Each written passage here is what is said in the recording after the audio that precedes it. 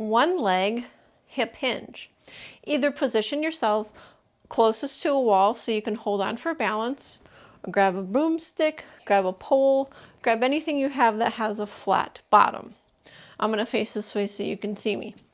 I'm going to use my left leg. All I'm going to do if I'm by a wall is holding on to that wall or your pole. Extend the leg back. Now you'll notice my head and my butt are all in a straight line. Come right back up. When you go back, your right knee slightly bends and you're hinging from the hip. I don't want to see rounding of the back. Everything's in a straight line. Let's try it again. Kick that left leg back. Shoulders now hips square. This one wants to raise. Keep pulling it forward.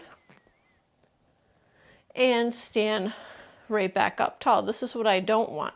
See how my upper body went first, then my leg? Nope, that's not right. So kick it back and let your body move as a whole to extend that leg back and keep the hip forward.